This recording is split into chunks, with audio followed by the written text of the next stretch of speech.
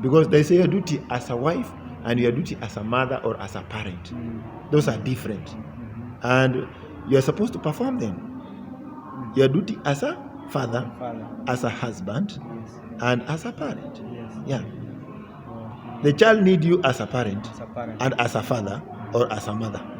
Your partner needs you as a husband, not a parent. Exactly. Exactly. So kuna wale watu maybe they get into marriage, but now their marriage, there's no concentration about marriage. Probably wako na vitu vyao peke yao, maybe waliona huyu jamaa kona kagari kazuri, ama his business, he has money. Now money drives everything now. Sasa watu kama hao unawaambia vipi? Money drives everything.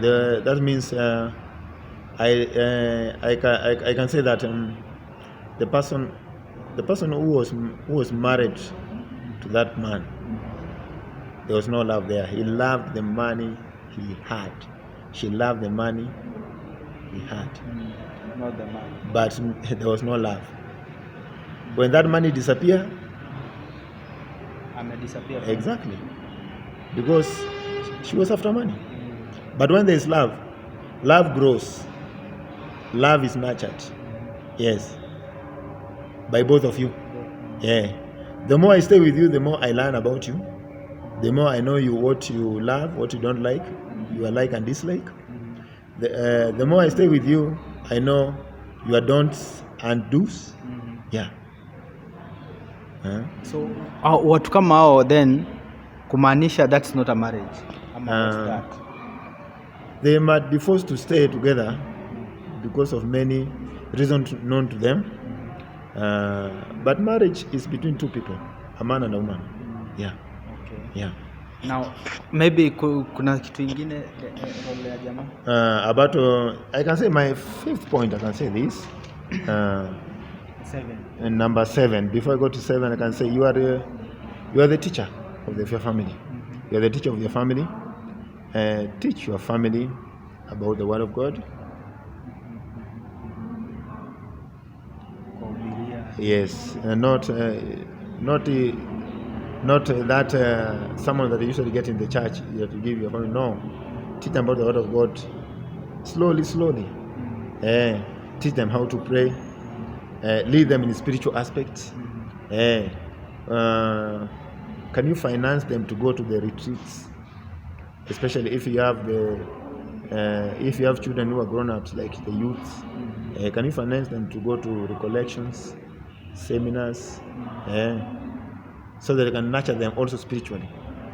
Because remember, because you are the provider, you are supposed to provide for them also spiritually. Kila kitu. Exactly.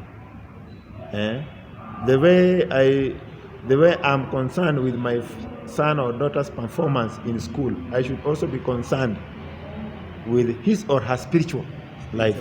Yeah. Because if you give your children everything without God, then vitu vinaenda. Of course. Okay. So kuna wale wanakuanga tu kazi yao ni kupeana mimba na kutafuta barabara. So what's mtu kama huyo mwenye anaochi amekutana na hii video awatch hiyo video and then what's your message to them, wale wako hit and run anampatia na hit and run inamaanisha kwamba huyo ni mtu ambaye hajachukua uamuzi. Ndio maana unasikia hata anaitwa hit and run, hajafanya maamuzi. He has not decided what he wants in life. But once he's going to make a decision what he wants in life, I think he is going to settle. So guys, make a decision right now. Usipeane alafu acha mtoto wanyana. Exactly, make a decision, because I can give an example of somebody you're going for shopping in a supermarket. Unless until you're satisfied that all what you wanted you have got them, then you can just go and do it and pay. Yes. Before that, you're still going to roam around. That's why you're saying hit and run. You're still going to roam around here and there. But now the problem, wanapeana mimba and then they disappear. And then then they disappear like that. Anataka kujua mtoto amegrowaje. Probably some they just say abort huo mtoto. It's not good. Abortion is not allowed. Yes. We know even in our constitution in Kenya. Yes. Our constitution does not allow abortion, even in our church. But now the issue is huyu mtoto strictly, huyu jamaa anaogopa tu responsibility. Yes. And then anahepa. If you fear responsibility, there is what we call ABCD, which I can urge they used to, let me tell them, to in the Christmas specific, to do what? To do two things. Number one, let them abstain.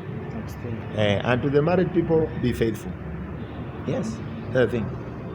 Pate tu huyu yes. Hapa. Yeah. Your ABC. I was saying not ABC, it was AB. AB. Yes. Yeah. Abstain, be faithful. Be faithful. Yeah. So kila mtu should take that principle. Exactly. So for those unmarried, they should abstain. Yes. And for the married, The married people, for the married, yeah, they should be faithful. be faithful. The unmarried should abstain. Exactly. Okay. And then the last one, I can say now the last one, you are the protector of the family. Yeah. Protect your family. Protect your family from e.g. when they are sick, take care of them. Take them to the hospital. Protect your family from whatever you have got in life, like properties. Protect them. Protect your finances. Protect by doing what again? By doing things together with your wife. For example, you remember as we have started, we said you're a manager and you must have a team, and this team, you must be open to it. There is no secret. That means when you protect anything that you own, your wife should know. Your wife should know. Yes. Me and my wife, we own ABCD. Yeah. As a family. As a family. Yes. Yes. Ah. Yeah. So third party. That party, when they grow up, of course, they are going to know. In fact, even nowadays, they usually know. They start lining that this is my car, this is our daddy's car, this is our home.